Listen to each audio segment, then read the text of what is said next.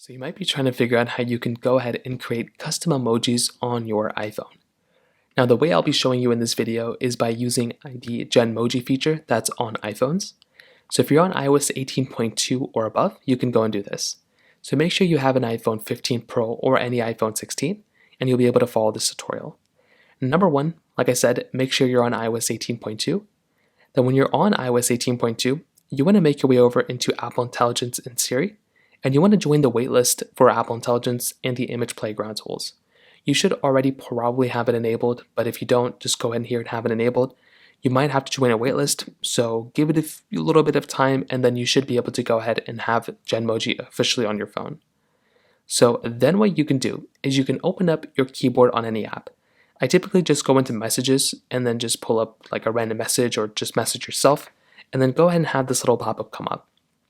Now at the very bottom, you'll basically have this emoji icon on the bottom left. If you go ahead and click on it, you'll basically see this pop-up come up right here. Now if you look at the top right here, right next to this describe an emoji thing, there's this little smiley face right there. If you go ahead and tap on it, you'll then get into this panel. So this panel will basically allow you to go ahead and describe an emoji, and that emoji will come up right at the very top. So if I go ahead and start describing some emojis. So if I start typing in like bird, let's just type in like bird smiling. That's kind of an easy one that I kind of start with. So if I go and click on done, it'll go and start just creating this emoji of a bird smiling. So if I go and start doing it, let's just see what happens. It should take a little bit of time. And you can see that eventually it'll give me some sort of emoji. And you can see right here, it did end up giving me some sort of a bird smiling.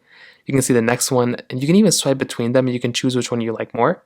So some of these just really don't look that good. This one actually looks pretty decent. It's kind of cute. So if I wanted to use this, right, what I could do is I could go ahead and just give it like, I guess just thumbs it up. But what you can do is you can go and click on add, and then we'll go ahead and add that to my keyboard. So now I've added it right there. I wonder if it does end up saving, and it does end up saving it basically to your stickers.